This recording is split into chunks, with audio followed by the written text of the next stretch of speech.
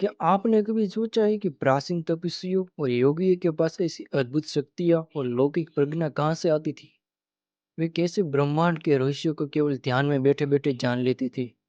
हम अक्सर उनकी साधना, मंत्र और तप की बात करते हैं, लेकिन उस एक गहरे रहस्य को अनदेखा कर देते हैं, जो उनकी आध्यात्मिक संरचना का आधार था। वह था उनका भोजन, या अधिक सटीकता से कहे तो उनके भोजन न करने का सिद्धांत। दिन में केवल एक बार भोजन करना कोई कठोर तपस्या नहीं, बल्कि ब्रह्मांड की ऊर्जा के साथ शरीर को संरेखित करने की गहन वैज्ञानिक प्रक्रिया थी।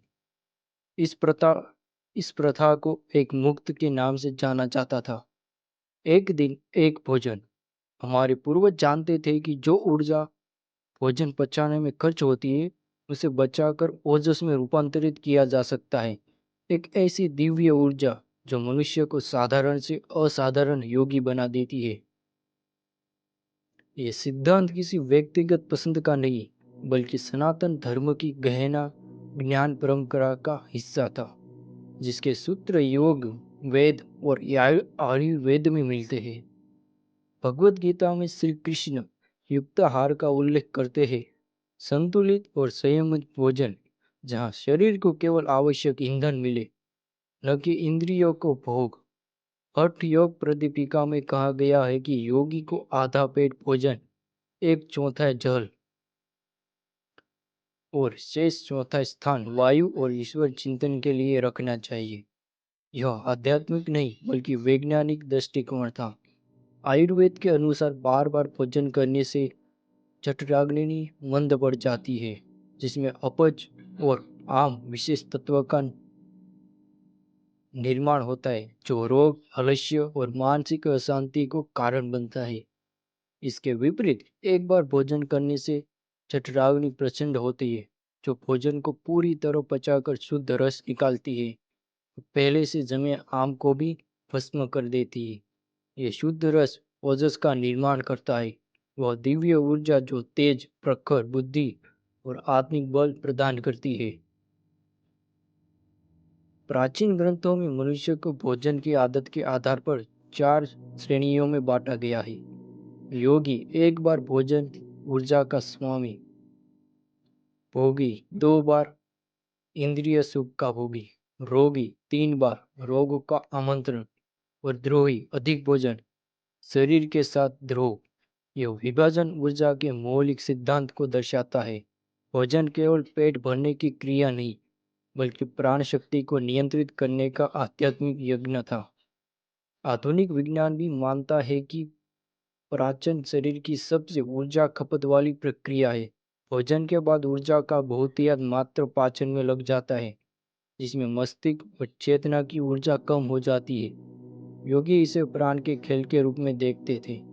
प्राण वायु चेतना को जागृत करती है, जबकि अपान वायु पाचन और उत्सर्जन के लिए उत्तरदायी है। भोजन करने पर अपान वायु सक्रिय होती है और प्राण वायु को दबा देती है, जिससे चेतना नीचे खींच जाती है। यह कारण है कि भरे पेट ध्यान करना मुश्किल होता है। एक मुक्त के माध्यम से योगी इस ऊर्जा के प्रवाह के स्वामी बन जाते थे। दिन में केवल एक बार भोजन करके वे अपान वायु को 4-5 घंटे के लिए सक्रिय रखते थे, लेकिन बाकी 20 घंटे उसे शांत रहने देते थे। इससे पाचन का भार समाप्त हो जाता और ऊर्जा का विशाल भंडार मुक्त होकर प्राण वायु के माध्यम से ऊपर की ओर बहने लगता था। यही ऊर्जा रीढ़ की हड्डी में स्थित 7 चक्रों को जगाती थी, जिससे कुंडलिनी जागरण की प्रक्रिया प्रारंभ होती थी। हर चक्र के जागरण से चेतना का एक नया स्तर खुलता था। इसे एक सितारा की तरह समझिए। जब तक उसके तार साफ और कसे नहीं होते, मधुर संगीत नहीं निकल सकता। इसी तरह जब शरीर लगातार पाचन के भार में डूबा रहता है, तब चेतना का सूक्ष्म स्वर नहीं प्रकट हो पाते। एक मुक्त शरीर को शुद्ध करने और ऊर्जा को संचित करने की प्रक्रिया है, जिससे संवेदनशीलता बढ़ती है और अंतर ज्ञान, दूरदृष्टि और अन्य सिद्धियां प्राप्त होती है। प्राचीन गुरु प्रकृति के लय के स्वामी थे। वे जानते थे कि दोपहर के समय सूर्य की अग्नि के साथ हमारी झटरागनी बहुत प्रबल होती है, इसलिए भोजन उसी समय किया जाना चाहिए। सूर्यास्त के बाद भोजन करना आग में पानी डालने जैसा है, जो केवल विष उत्पन्न करता है। इस प्रथा का अंतिम लक्ष्य था लघुता, शरीर में भारीपन का अभाव, जिससे योगी ध्यान में शरीर को भूलकर चेतना को असीम आकाश में उड़ान भरने की स्वतंत्रता मिलती थी। यह भूख भरी नहीं, बल्कि चेतना को शरीर के पिंजरे से मुक्त करने की सर्वोच्च कला थी। आज के आधुनिक जीवन में इस ज्ञान को अपनाने के लिए कोई दौर नहीं है। सीधे एक भोजन पर आना हानिकारक हो सकता है। पहले सात्विक भोजन, ताजे फल, सब्जियां, अंकुरित अनाज अपनाए। फिर भोजन के बीच के स्नैक और चाय बिस्किट को बंद करके पाचन तंत्र को आराम दें।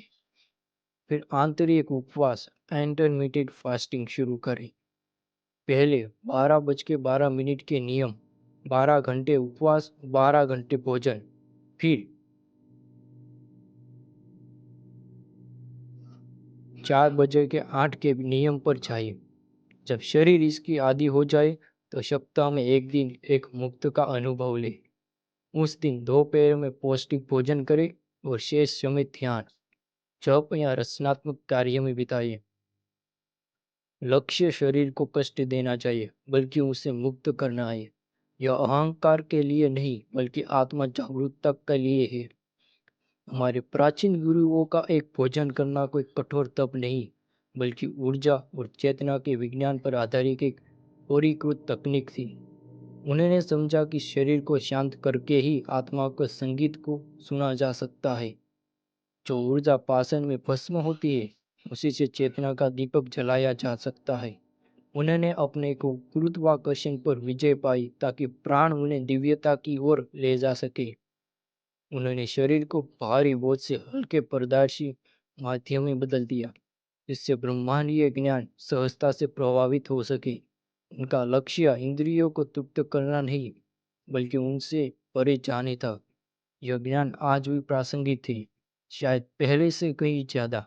आपको तुरंत एक मुक्त का पालन करने की जरूरत नहीं, लेकिन आप इस दर्शन के सार को अपना सकते हैं। अगली बार भोजन करते समय खुद से पूछे, क्या यह भोजन शरीर को आवश्यक है या मन की आदत? क्या यह मुझे ऊर्जा देगा या छीन लेगा? हर ग्रास एक चुनाव है।